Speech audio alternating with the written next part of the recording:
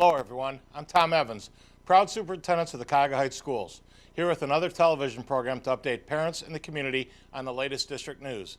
Today we are joined by Mr. George Burich, assistant principal for grades 6 through 12 and co-curricular director of the Cuyahoga Heights Schools. Mr. Burich, thanks for being with us today. Over the next few minutes, we'll take some time to get to know Mr. Burich better and learn more about his role in the district. Let's get started. Mr. Burich, let's begin our time together today with a few questions about your personal background. Where you grew up, where you went to college, your family life, etc. Well, I grew up in Burich, Ohio, and I attended Eastlake North High School. I met my wife Gina there as well, and so we started dating in high school.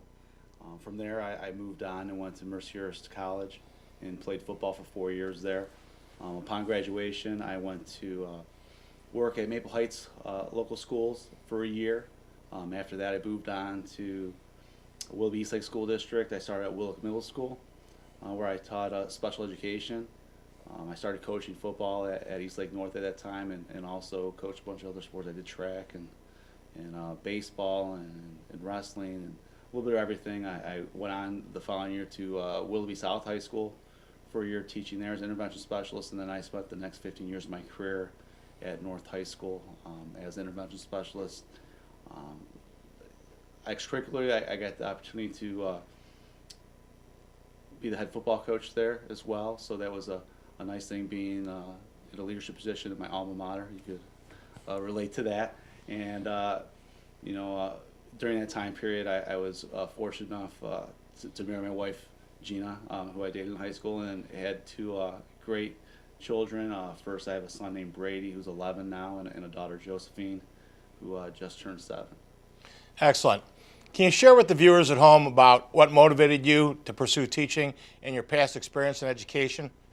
I think, like most teachers, you probably were motivated by teachers and coaches that you had, and you enjoyed school. So I think that's the biggest thing that kind of motivated me to get into education. The second thing that happened was in college. Even though I had a passion for education and coaching, I was originally going to go for sports management, and I took some classes, and I wasn't necessarily in tune with what I was doing. I did some volunteer work for Special Olympics and kind of saw I had a knack for working with kids with some diverse needs, so that kind of really lit my passion for education.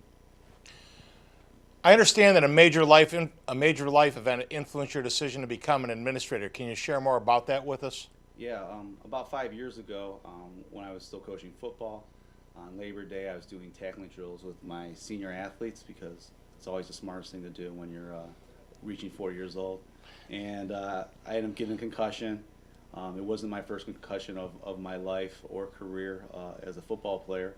And I had some concerns just because in the news, hearing about long-term effects of people who had experienced numerous concussions. So I talked to my doctor about getting checked out, and he said I had nothing to worry about, but he let me get an MRI just to calm my fears.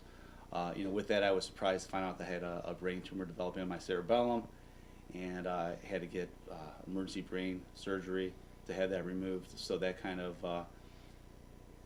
led me to reflect on what I was doing in life and how I could better impact people in the education realm. So I decided to move on and get educated in administration, and then I was fortunate enough to get hired by Cuyahoga Heights. What do you enjoy most about working for the Cuyahoga Heights Schools?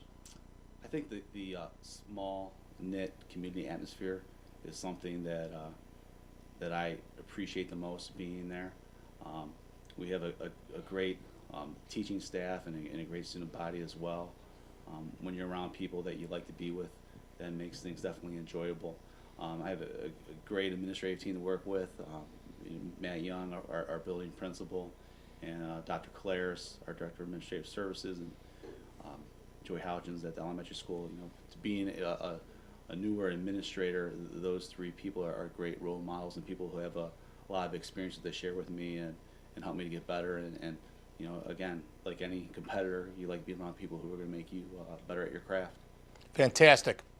We're certainly proud to have you as part of the administration team for the Cuyahoga Heights Schools. What are some of your main responsibilities as assistant principal for grades 6 through 12? As assistant principal, I have multiple responsibilities, and one of the biggest things I do is try to help Mr. Young to run a building that creates a atmosphere where our students could learn and our teachers could be successful with their goals. And so with that, obviously, student management becomes a big part of my job on a day-to-day basis. And that doesn't mean just discipline. It means looking at ways to positively change behaviors in our students. So being a part of our PBIS team, where we use positive behavior initiatives to get the target behaviors that we want out of our students, is a major component of my job. The discipline is very minimal there because our kids are respectful, our parents are involved, so that makes a lot of that portion of my job much easier. In addition to the student management aspect, I also get the opportunity to evaluate some of our teaching staff. I work with the special education staff as well as the science department and some of the math department as well as the world language department. So a little bit of everything in my position. Tell us a little bit more about your role working with the teachers and how you can support the staff at Cuyahoga Heights. Well, I think one of the things that benefits me is I had a great amount of experience prior to going to administration. I'd just been a teacher a little over 2 years ago, so I think I could relate to them on a lot of levels. I taught in the middle school and high school setting, and I've taught math, science, and social studies and English, basically 6 through 12 in a lot of different areas. So when I'm doing evaluations or I'm working with a teacher, I might not be the expert that they are in their field, but I think I could provide them feedback that enhances what they're able to do in the classroom. And again, working in a team approach with people. So it's if I give a little tip to help them maybe reach a couple of students that they weren't able to reach before, I think that's probably my biggest benefit to the staff.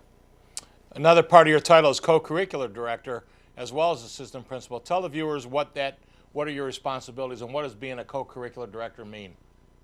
Right now it means rescheduling a lot of baseball games and softball games, but in general, I work with our athletic department to schedule, manage athletic contests, the budgeting, player opportunities in different sports. So it's really an all-encompassing job. Most people would refer to it as athletic director. That's the easier way to kind of think about it in a lot of people's minds.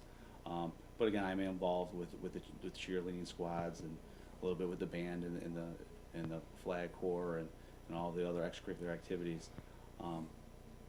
But again, having a background in athletics and extracurriculars has again helped to bridge that gap with the staff that we have. We're fortunate to have a tremendous coaching staff to work with, and they really truly do make my job easier than most.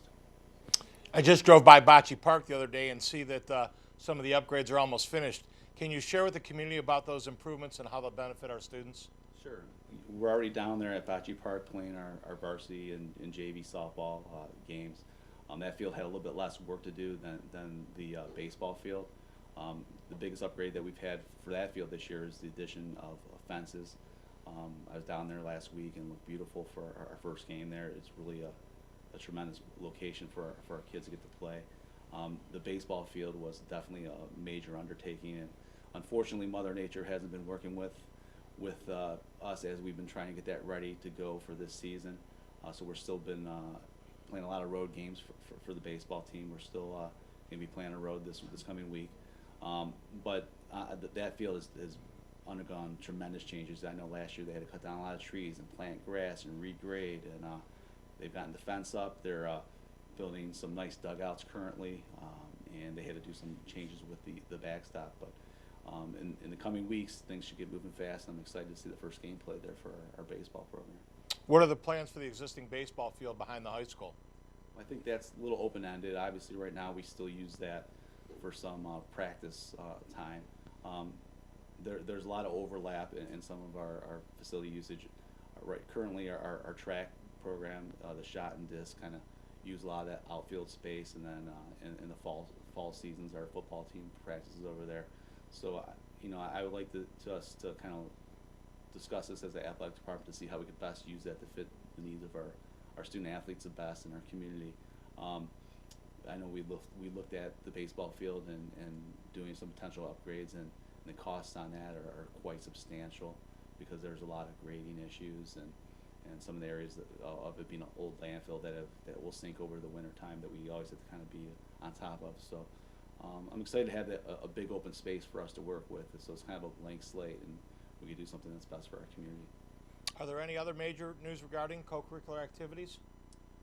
This past year, we did have upgrades done to our sound system at the stadium.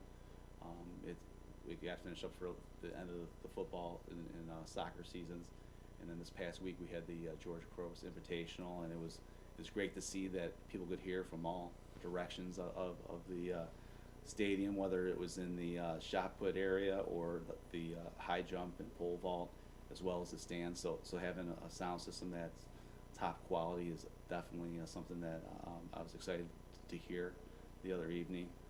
Outside of that, we've had a tremendous year athletically, both individually and team sports. Our football team played in the state championship game, which is such a special thing that I don't know if people realize that as much as until time kind of goes by.